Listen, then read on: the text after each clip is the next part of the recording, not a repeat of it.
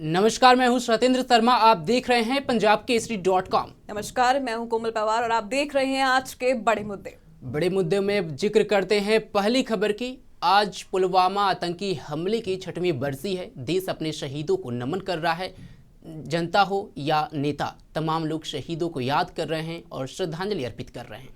इस हमले को 6 साल हो गए हैं, लेकिन कहीं ना कहीं जो इसकी कसक है, वो जो दर्द है, वो आज भी लोगों के जहन में बराबर जिंदा है। जी बिल्कुल। और जिस तरह से आतंकी हमला हुआ था, 40 जवान शहीद हो गए थे।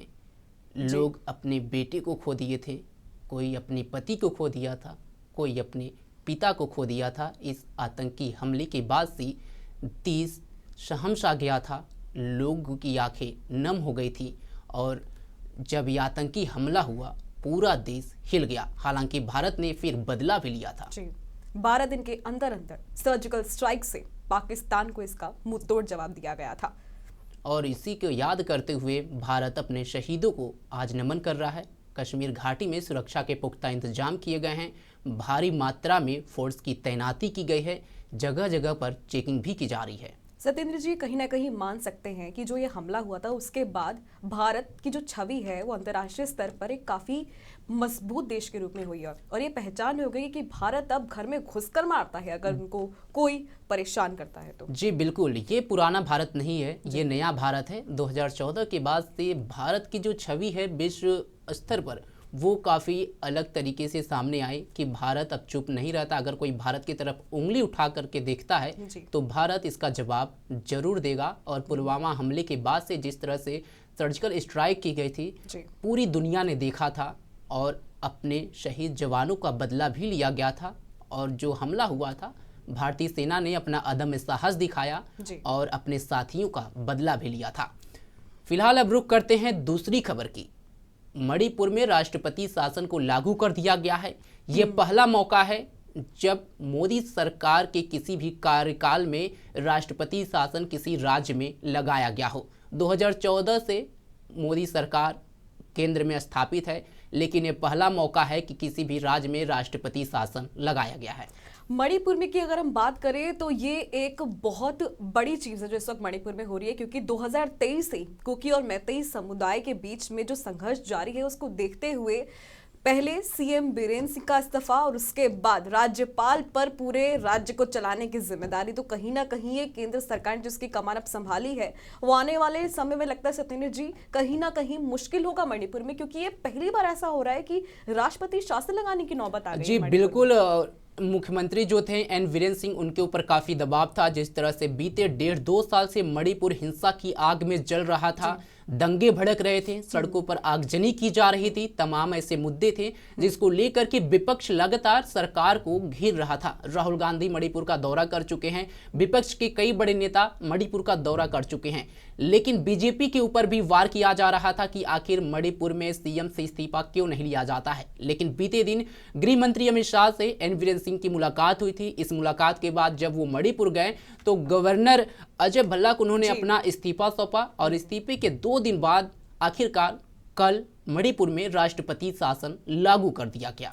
मैं यहाँ पे दर्शकों को बता देना चाहती हूँ कि 21 महीने से मणिपुर में कुकी और मैतेई समुदाय के बीच लगातार हिंसा जारी है और इस हिंसा में करीब 300 से ज्यादा लोग अपनी जान गंवा चुके हैं। और लगातार अब राष्ट्रपति शासन लागू होने के बाद केंद्र सरकार ने इसकी बागडोर अपने हाथों में ले ली है। और बिल्कुल जिस तरह से यहाँ पर हिंसा भड़क रही थी, कुछ दिन पर छुटपुट हमले भी देखे जा रहे थे और भारी मात्रा में जो हिंसा बढ़ रही थी, लोग उग्र भी हो रहे थे। हालांकि कई सारे महिला संगठन हैं, वो सड़क पे आ रहे थे और लगातार केंद्र सरकार से ये गुजारिश कर रही थी कि यहाँ पर राष्ट्रपति शासन लगाया जाए, जिससे यहाँ के स्कूल खुलें, आम जनजीवन जो प्रभावित हो रहे थे उससे लोगों को आराम मिले। और कहीं ना कहीं राष्ट्रपति शासन लगना इस समय मणिपुर में बहुत जरूरी था और केंद्र सरकार ने इसे समझा और वहां पर राष्ट्रपति शासन लागू कर दिया है। अब देखना होगा कि जो मणिपुर में हिंसा भड़की थी, जो वहां पे माहौल बना था, कितना कंट्रोल सरकार करती है। लेकिन मणिपुर के लिए ये बड़ी खबर है राष्ट्रपति शासन का लगना। और सबसे बड़ी बात यह है कि मोदी सरकार में मणिपुर पहला राज्य है जहां पर राष्ट्रपति शासन को लागू किया गया है। 2014 से 2025 तक ये पहली बार है कि इस सरकार में किसी भी राज्य में राष्ट्रपति शासन को लगाया गया है। यहाँ पे मैं दर्शकों को बता देती हूँ कि मणिपुर में राष्ट्रपति शासन इसलिए भी अहम हो जाता है और इसलिए भी जरूरी, और ये इसलिए नौबत यहाँ तक इसलिए आ गई है क्योंकि इस वक्त मणिपुर राज्य में कोई सीएम फेस नहीं है, जिसको लेके अंतर खेमे में काफी हलचल है और सूबे का जो बागडोर है वो कहीं पे नहीं संभाली जा रही है। तो इसी के चलते मणिपुर में फिलहाल राष्ट्रपति शासन लागू कर दिया और इसकी अहम वजह भी यही बताया जा रहा है कि फेस ना होना, सीएम फेस ना होना, और इसी के चलते राष्ट्रपति शासन फिलहाल लागू कर दिया गया है। सत्येंद्र जी, कहीं ना कहीं सीएम की कुर्सी से बीरेन्द्र सिंह को हटाना कहीं ना कहीं ये बीजेपी के लिए एक बड़ा फैसला था, क्योंकि अगर वो उनको सीएम पद से नहीं हटाते तो जो उनकी कुर्सी के उनके चेहरे को लेके वो नाकामी साबित कर रहे थे कि वो मणिपुर में हिंसा नहीं रोक पा रहे हैं, तो कहीं ना कहीं ये फैसला भी अहम हो जाता है बीजेपी के लिए, क्योंकि उन्हें भविष्य में भी अपनी सरकार मणिपुर में रखनी होगी। जी बिल्कुल, एक कहावत है, देर आए दुरुस्त आए। जी, बीते लगभग जैसा कि आपने जिक्र किया 21 महीनों से हिंसा की आग में मणिपुर जल रहा है और उसी समय से विपक्ष लगातार इस्तीफे की मांग कर रहा था मुख्यमंत्री से, और इस्तीफे उस समय नहीं दिए थे। हालांकि आगे सामने वो भागदौड़ संभालने की बात कर रहे थे, लेकिन उनसे मणिपुर नहीं संभला, शांति स्थापित नहीं की गई। उसके बाद से गृह मंत्री अमित शाह के साथ बैठक होती है, वो मणिपुर वापस जाते हैं, एन बीरेन्द्र सिंह फिर गवर्नर से मुलाकात करते हैं और इस्तीफा सौंपते हैं। फिलहाल अब रुख करते हैं आज के सबसे बड़ी मुद्दे की। ये मुद्दा है प्रधानमंत्री नरेंद्र मोदी के अमेरिका दौरे से, जहां पर राष्ट्रपति ट्रंप जब दूसरी बार सत्ता पे काबिज हुए, प्रधानमंत्री मोदी का ये पहला दौरा है। और जब प्रधानमंत्री मोदी अमेरिका व्हाइट हाउस में पहुंचे तो बहुत बड़े तरीके से उनका गर्मजोशी से स्वागत किया गया और राष्ट्रपति खुद आए, अगवानी किए, और ये जो नज़ारा था वो काफ़ी अद्भुत था। जी, और कहा तो जैसे भी जा रहा है कि जिस तरह से डोनाल्ड ट्रंप ने उनके लिए कुर्सी खींची, जिस तरह से स्वागत किया, वो लगातार ये दिखा रहा है कि अमेरिका और भारत के जो रिश्ते हैं वो काफी स्तर पर मजबूत होते दिख रहे हैं सत्येंद्र जी, क्योंकि कोई पहली बार नहीं है। हमेशा से ही पूरे भारत की, पूरी दुनिया की नजर इस बैठक पर थी, उस मुलाकात पर थी कि डोनाल्ड ट्रंप और पीएम मोदी के बीच में जो मुलाकात होगी, जो नज़ारे हमें देखने को मिलेंगे वो बहुत खुशनुमा आ रहे हैं। अब लग रहा है कि जो ट्रंप की और भारत की जो ये दोस्ती की जोड़ी है ये काफी आगे तक चलेगी। जी, कहीं ना कहीं ये कई देश को खटक भी रही है, इन दोनों नेताओं की दोस्ती। ये पहली बार नहीं है, जब भी ये दोनों नेता एक दूसरे से मिलते हैं तो बहुत ही गर्मजोशी से स्वागत करते हैं। जो बॉडी लैंग्वेज देखा जाता है दोनों नेताओं के बीच, जो केमिस्ट्री होती है वो देखने लायक होती है। और इसमें एक वीडियो क्लिप बहुत तेजी से वायरल हो रहा है, जब डोनाल्ड ट्रंप प्रधानमंत्री मोदी से हाथ मिलाते हैं, गले लगते हैं, तो उनके तरफ से कहा जाता है कि मैंने आपको बहुत याद किया। ये वीडियो सोशल मीडिया पे बहुत ही ट्रेंड कर रहा है और ऐसा माना जा रहा है कि अब अमेरिका और भारत की दोस्ती आगे चलकर लगता है काफी सारी चीजों में हम बहुत सुलभ तरीके से और व्यवस्थित तरीके से आगे बढ़ेंगे। और क्योंकि ये मैसेज, ये मुलाकात अपने आप में बता रहे हैं कि चाहे सुरक्षा क्षेत्र हो, चाहे आयात निर्यात हो, एक्सपोर्ट इंपोर्ट हो, तेल गैस, सभी के क्षेत्रों में भारत और अमेरिका की साझेदारी मजबूत होने वाली है। जी बिल्कुल, जिस तरह से ट्रंप के राष्ट्रपति बनने के बाद वो बड़े फैसले लिए, राष्ट्रपति पद के शपथ लेने के बाद से तमाम ऐसे बड़े मुद्दे थे, टैरिफ का मामला हो या अन्य कई बड़े मामले हो, अवैध रूप से रह रहे प्रवासी भारतीयों के लेकर के मामला जो हो, उसके बाद दोनों नेताओं का मिलना कहीं ना कहीं दोनों देशों के बीच ये संबंध को लेकर के स्थापित करता है। और जो डील हुई है उसको भी आगे के भविष्य को देखते हुए दोनों देश काम कर रहे हैं और बड़ी मात्रा में डील हुई है। टैरिफ पे बात हुई है, आतंकवाद पे बात हुआ है, और खासकर F-35 फाइटर प्लेन पर भी बात हुआ है, इस पे भी बड़ी डील हुई है। यानी हम कह सकते हैं कि डिफेंस को लेकर के दोनों देश आपस में रणनीति तैयार कर चुके हैं और बड़ा साझेदार भारत अमेरिका का बन रहा है। और अमेरिका के लिए भारत इसलिए भी जरूरी है कि भारत एक बड़ा व्यापारिक समझौता भी अमेरिका के साथ करता है और इसलिए अमेरिका भारत को अब अलग नहीं रख सकता है। जी बिल्कुल, मैं यहाँ दर्शकों को बता देती हूँ कि कुल ऐसे 4-5 मुद्दे हैं जिनको लेकर प्रधानमंत्री नरेंद्र मोदी और डोनाल्ड ट्रंप के बीच में बैठक हुई है। आप अभी बताइएगा, लेकिन पहले हम दोनों नेताओं की केमिस्ट्री सुनाते हैं कि जब डोनाल्ड ट्रंप और मोदी मिले, यानी कि जब दो दोस्त मिले, तो इन दोनों के बीच क्या बातचीत हुई। We missed you. We missed you a lot. Here's some of our friends. राष्ट्रपति ट्रंप की जब भी बात आती है तब मेक अमेरिका ग्रेट अगेन हर किसी को याद आता है, हर किसी को उससे प्रेरणा मिलती है। वैसे ही भारत में विकसित भारत 2047 जब भारत की आजादी के 100 साल होंगे तब तक भारत को विकसित बनाने के संकल्प के साथ 140 करोड़ देशवासियों का संकल्प, उसको आज नई गति मिल रही है, नई ऊर्जा मिल रही है। अमेरिका विश्व का सबसे पुराना लोकतंत्र, भारत विशाल लोकतंत्र, और इसलिए हम दोनों का मिलने का मतलब 1+1 2 नहीं, 1 और 1 11 होता है, और ये 11 की शक्ति, वो ताकत विश्व के कल्याण के भी काम आएगी। मैं राष्ट्रपति ट्रंप का, मेरे एक अच्छे मित्र का हृदय से आभार व्यक्त करता हूं कि हम फिर से एक बार प्रगति की राह पर नई ऊंचाइयों को छूने के लिए चल पड़ेंगे। Thank you.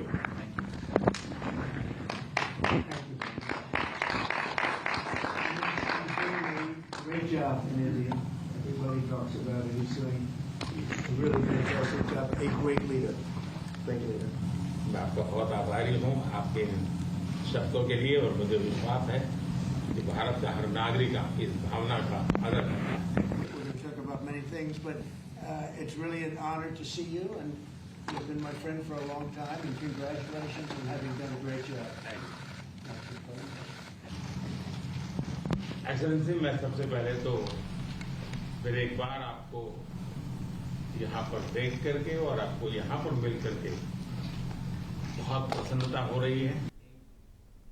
सत्येंद्र जी, 1 और 1 11 की दोस्ती, तो कहीं ना कहीं एक माना जा सकता है कि इस वक्त अमेरिका और भारत, ये रिश्ते आगे चलकर काफी मजबूत होने वाले हैं। मैं दर्शकों को बता देती हूं कि हम बात कर रहे थे सैन्य खर्च की और किन डीलों को लेके भारत और अमेरिका के बीच में बातचीत मजबूत हो सकती है। तो मैं बता दूं आपको, तकनीकी, न्यूक्लियर, सैन्य खर्च और गैस तेल क्षेत्रों में भारत और अमेरिका की अहम बैठकें हुई हैं, जिसको लेके भारत और अमेरिका अब सशक्त रहेगा। लेकिन बात कर ली इस बैठक की, तो लगता है सत्येंद्र जी कहीं ना कहीं मोदी मैजिक अमेरिका में भी चल गया। बिल्कुल, प्रधानमंत्री जहां जाते हैं अपना जलवा जरूर बिखेरते हैं, और इस दौरे पर भी देखने को मिला। फ्रांस दौरे पर भी देखा गया, फिर अब अमेरिकी दौरे पर भी देखने को मिला। एक और तस्वीर हम आपको दिखाएंगे, जब एलन मस्क प्रधानमंत्री मोदी की मुलाकात हुई, और फिर साथ में एलन मस्क के बच्चों के साथ पीएम मोदी का, जो खासकर जब बच्चों से पीएम मोदी मिलते हैं, बच्चे बन जाते हैं प्रधानमंत्री मोदी, और गिफ्ट भी लेकर के गए थे।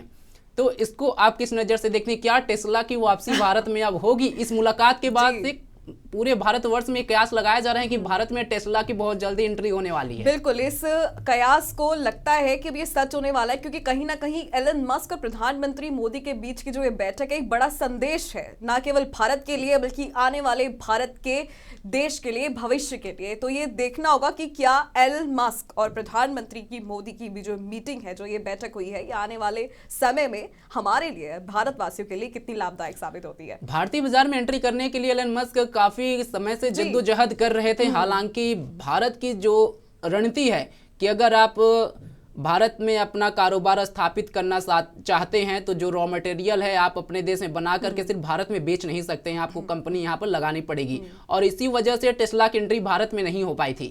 तो क्या अब प्रधानमंत्री मोदी के इस दौरे से, एलन मस्क के साथ मुलाकात के बाद ये पूरा मामला सेट होगा, और क्या भारत में अब टेस्ला यानी कि एलन मस्क वापस आ रहे हैं, वापस लेकर के अपने आप को? सत्येंद्र जी, मैं यहाँ पे एक चीज बता दूं कि जब भी 2 बड़े दिग्गज नेता मिलते हैं या 2 व्यापारी या कारोबारी जब भी मिलते हैं, तो जो मीटिंग होती है वो कहीं ना कहीं एक संदेश जरूर देती है कि आने वाले भविष्य में वो उनके साथ व्यापार या सौदा जरूर करेंगे, क्योंकि ये आम मुलाकात तो नहीं हो सकता। बिल्कुल, ये आम मुलाकात हम इसको बिल्कुल नहीं कह सकते। कहीं ना कहीं एलन मस्क और प्रधानमंत्री मोदी के बीच की जो ये बैठक है, ये आने वाले दिनों में लाभदायक जरूर साबित हो, क्योंकि एलन मस्क हमेशा से कहते आए हैं कि उनको भारत में निवेश करना है, और भारत के कारोबारी वर्ग को, जो मजदूर वर्ग है, वो हमेशा उनकी प्रशंसा करते हुए आए हैं। तो ये देखना होगा कि क्या टेस्ला की एंट्री अब भारत में होगी या नहीं। ये तो आने वाला वक्त ही बताएगा कि टेस्ला की एंट्री भारत में होगी कि या नहीं होगी। लेकिन प्रधानमंत्री मोदी एलन मस्क के मुलाकात के बाद से गलियारों में चर्चा तो अब जोरों से शुरू हो चुकी है। फिलहाल अब रुख करते हैं अडानी मुद्दे की। प्रधानमंत्री मोदी डोनाल्ड ट्रंप के सामने एक पत्रकार ने जब अडानी से उठे मुद्दे को पूछा, तो प्रधानमंत्री मोदी का बड़ा प्रतिक्रिया भी सामने आया है। प्रधानमंत्री मोदी की तरफ से पत्रकार को 2 टूक जवाब दिया गया है। बता दें कि जिस तरह से अडानी का मामला बीते कुछ सालों से चल रहा है, हिडनबर्ग का मामला हो या उनकी जो एनर्जी ग्रुप थी उस पर जांच बैठने की, यहाँ तक ये समय आ गया था गिरफ्तारी की तलवार अडानी पर लटक रही थी। यहाँ पर मैं बता दूं, रिश्वतखोरी से जुड़ा सवाल पूछा था पत्रकार ने, जिसका डोनाल्ड ट्रंप जब बैठे थे वहां पे, तभी प्रधानमंत्री मोदी ने उस पत्रकार को दो टूक जवाब दिया था। और प्रेस कॉन्फ्रेंस में पत्रकार ने क्या सवाल पूछा और पीएम मोदी ने क्या दो टूक जवाब दिया, उसे आप सुनिए। Can I ask whether you discussed at all today the case of Gautam Adani, who's one of the wealthiest men in Asia and perceived as an ally of Prime Minister Modi? Prime Minister Modi, have you asked the president to take action on that case? Thank you. Bharat एक लोकतांत्रिक देश है और हमारे संस्कार, हमारी संस्कृति वसुधैव कुटुंबकम की है। हम पूरे विश्व को अपना एक परिवार मानते हैं। हर भारतीय को मैं अपना मानता हूं। दूसरी बात है, ऐसे व्यक्तिगत मामलों के लिए दो देश के मुखिया न मिलते हैं, न बैठते हैं, न बात करते हैं। तो पीएम मोदी ने दो टूक जवाब किया। यह पहला मौका नहीं है जब पश्चिमी मीडिया के द्वारा भरे मंच पर भारत को घेरने की कोशिश की जाती है, लेकिन प्रधानमंत्री मोदी दो टूक में जवाब दे करके पत्रकार की बोलती बंद कर दी। जी सत्येंद्र जी, उन्होंने कहा कि मैं हर भारतवासी को अपना परिवार मानता, तो ये कहीं ना कहीं उस पत्रकार के लिए और विदेशी मीडिया के लिए बड़ा संकेत है कि वो चाहे भारत को चाहे किसी भी स्तर पर बदनाम करने की कोशिश करे, लेकिन प्रधानमंत्री भारत का गौरव और उसका जो साहस है वो किसी भी प्लेटफॉर्म पे नहीं छोड़ता है। वो हमेशा से भारत की जो छवि है वो एक साफ और एक सुरक्षित देश के रूप में हमेशा दिखाते हुए आए हैं। जी बिल्कुल, जिस तरह से भारत हमेशा से हर मंच पर कहता है कि हम वसुधैव कुटुंबकम की बात करते हैं, यानी पूरा विश्व हमारा परिवार है, और उसी लाइन को आगे करते हुए प्रधानमंत्री मोदी ने उस पत्रकार को जवाब दिया और अपनी बात रखी। साथ ही उन्होंने ये भी कहा कि इस तरह के मुद्दे जब दो देश के बड़े दिग्गज नेता मिलते हैं तो इन लोगों के बीच बातचीत नहीं होती है, कारोबार अलग है, दो नेताओं की जो मीटिंग है वो अलग है।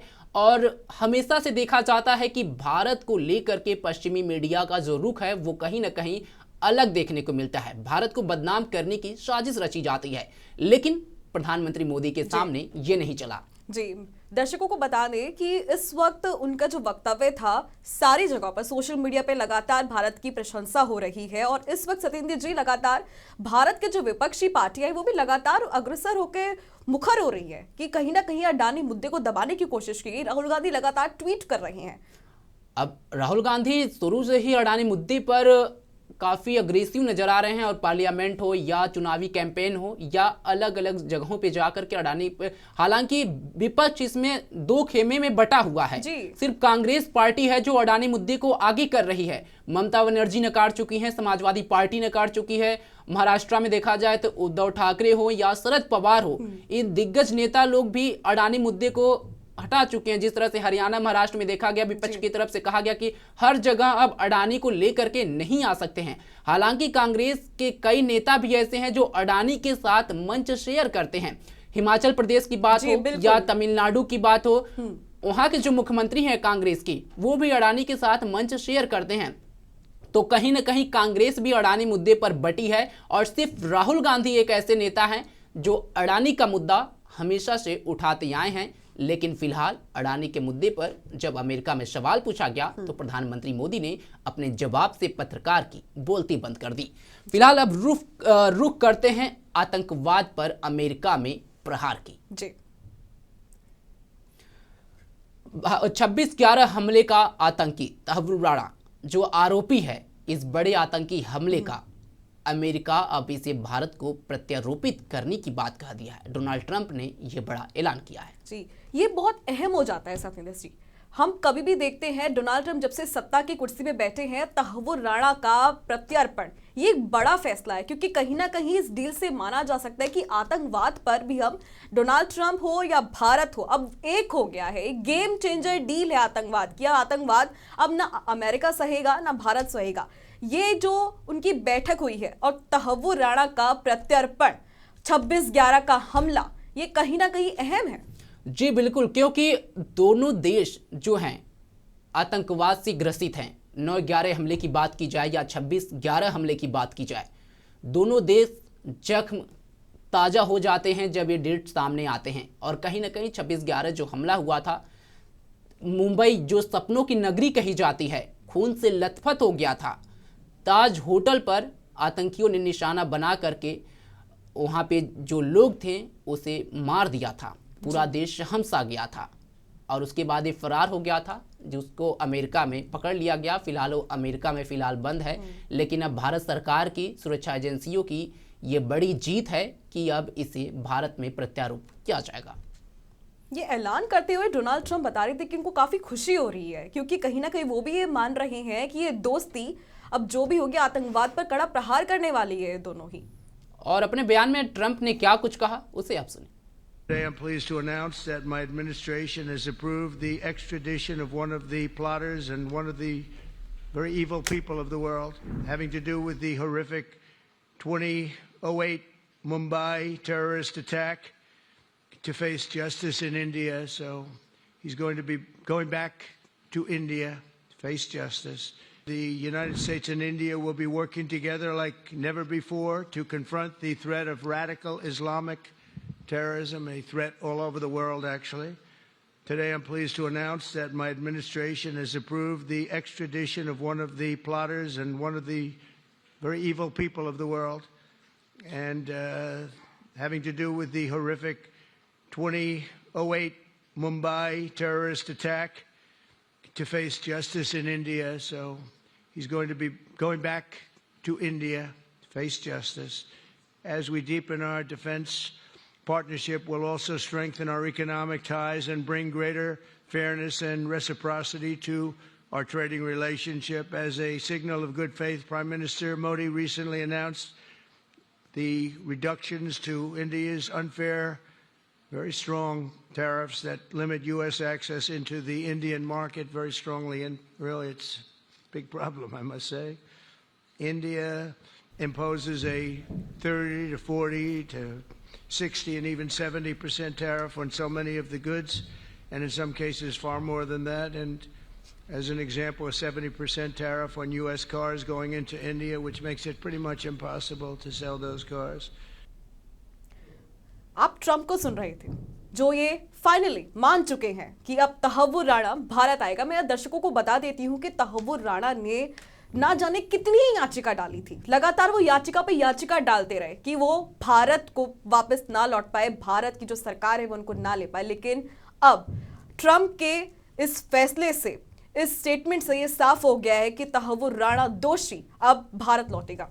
जी बिल्कुल, ये भारत के लिए बहुत बड़ी जीत है कि 26/11 हमले का जो दोषी था अमेरिका में था, अब वो भारत आएगा और ये जल्द ही अब मुमकिन होते हुए भी दिख रहा है। फिलहाल अब रुख करते हैं अगली खबर की। लगभग 2-2.5 साल से यूक्रेन रसिया जो वार चल रहा है, अमेरिका में इस पर भी बातचीत हुई। दोनों देश के नेता जब मिले तो किस तरह से युद्ध खत्म किया जाए, युद्ध को पूर्ण विराम दिया जाए, इस पर भी चर्चा हुई। पत्रकारों ने जब प्रधानमंत्री मोदी से सवाल किया तो प्रधानमंत्री मोदी ने खुल करके भारत का पक्ष रखा। सुनिए रूस और यूक्रेन वार पर प्रधानमंत्री मोदी ने क्या कुछ कहा। दुनिया का एक सोच रही है कि भारत न्यूट्रल है।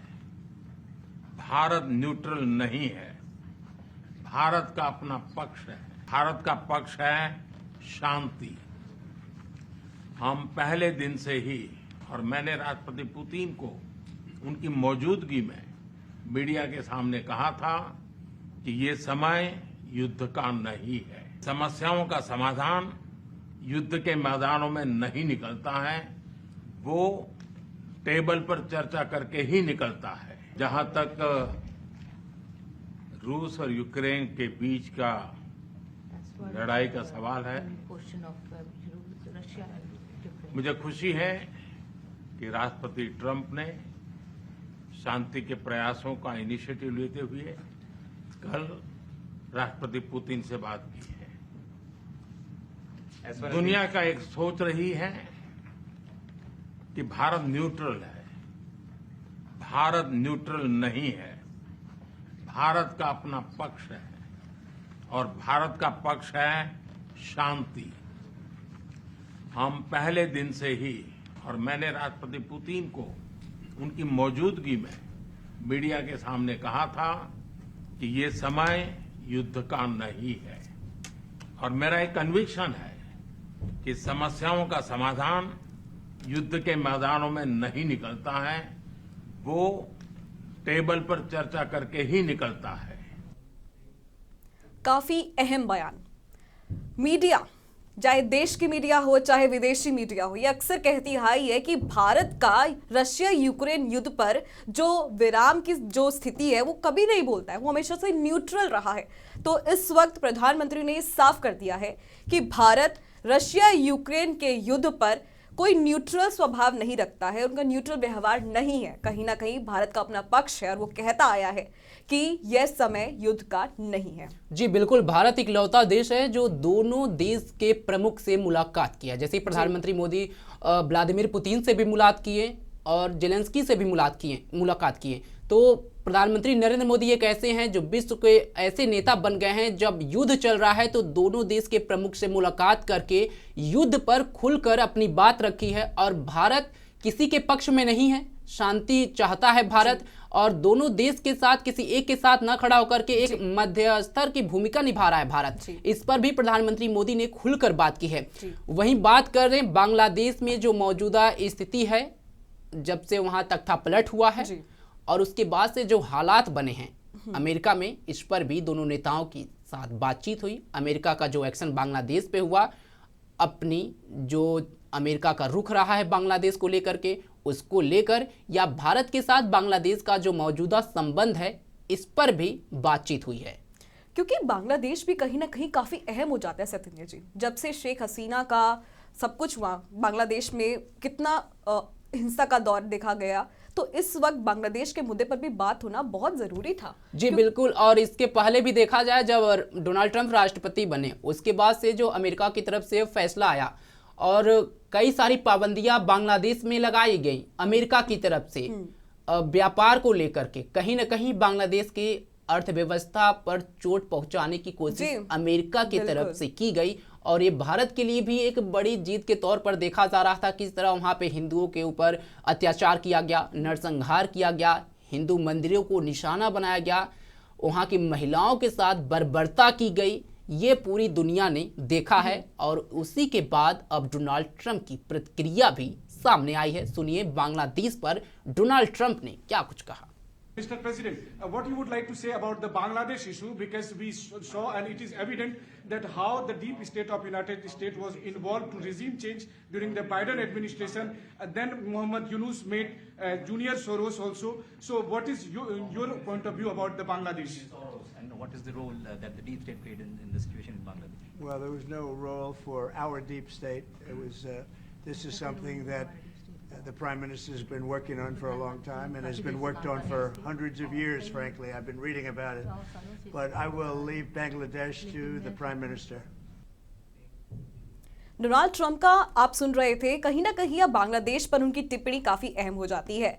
बहरहाल अभी प्रधानमंत्री दिल्ली के लिए रवाना हो चुके हैं और अब देखना होगा कि जितने भी दिन प्रधानमंत्री नरेंद्र मोदी अमेरिका रहे और आने वाले दिनों में अब अमेरिका और भारत के रणनीतिक रिश्ते कितने मजबूत होंगे, इसका पता तो भविष्य में पता चल जाएगा। लेकिन फिलहाल अभी के लिए हमें दे इजाजत और देखते रहे पंजाब केसरी.com। धन्यवाद।